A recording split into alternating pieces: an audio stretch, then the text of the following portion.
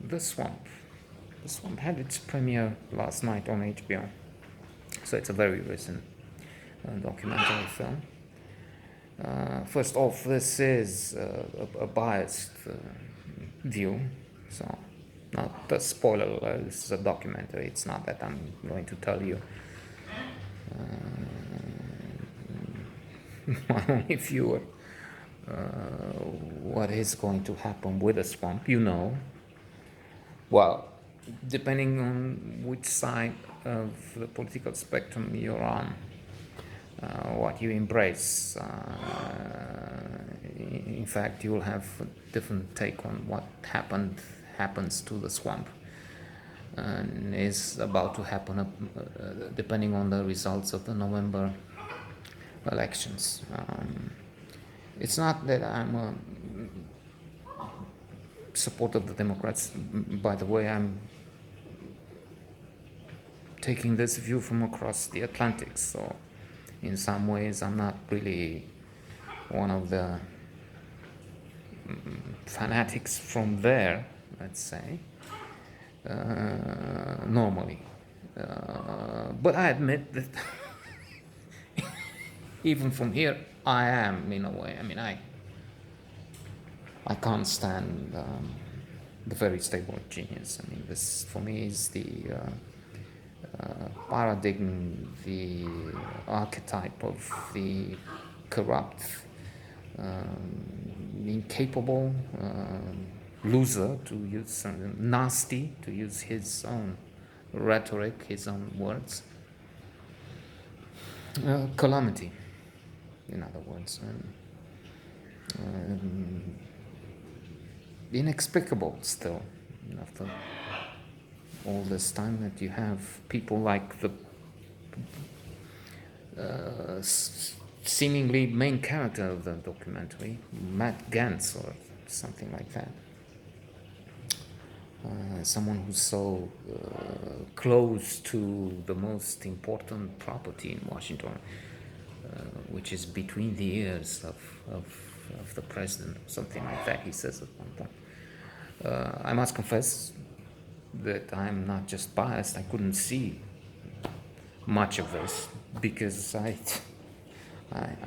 have an allergy to the cult leader and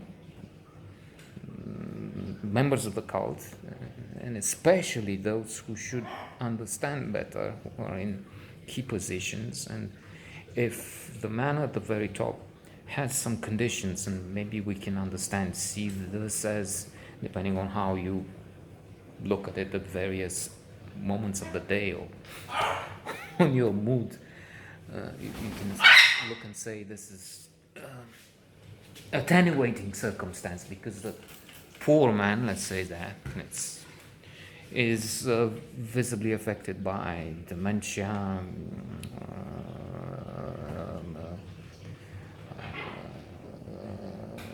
narcissistic personality disorder, schizophrenia, has so many other things. Apparently, he even had a minor stroke when they spinned the visit to the hospital, and he had the famous test: woman, camera, person, TV, or something like that. He passed with flying colors the test, which he sees as another proof that he's probably a very stable genius. So when the documentary talks about him in laudative terms, when we have this guy, the senator from Florida, that I've seen during the impeachment and in other circumstances, because he also says this: if you want to get the attention, you have to be there, you have to throw ideas, and you have to. He keeps telling what you have to do, what he does, starting with the morning makeup, because Fox News doesn't have a makeup artist or makeup person. He has to enhance the contours of something very interesting, really. I'm just joking. I find the character, as I said, contemptible.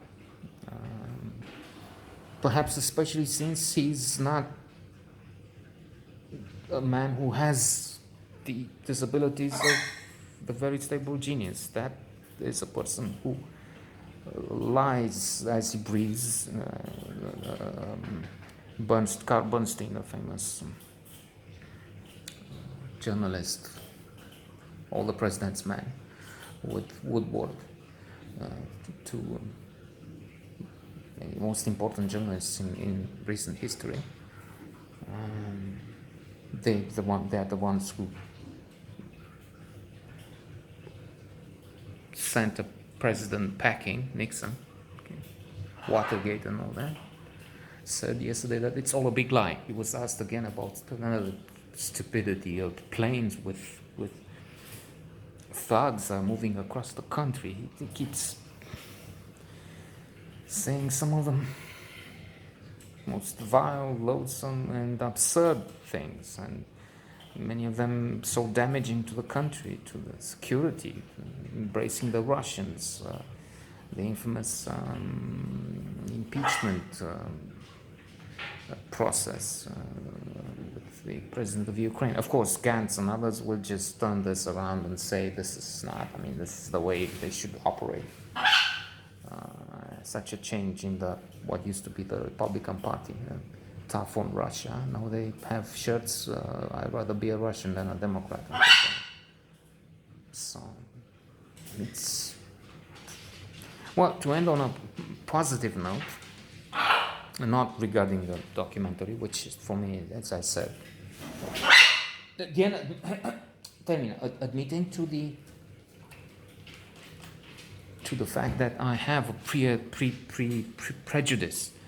pre-established opinion. If you put this guy in something, then I will watch a little and say it's bad, just because of the allergy. So I admit to that. That's not good. And what is positive is not regarding the Gantz and then Bruno Gantz is such a wonderful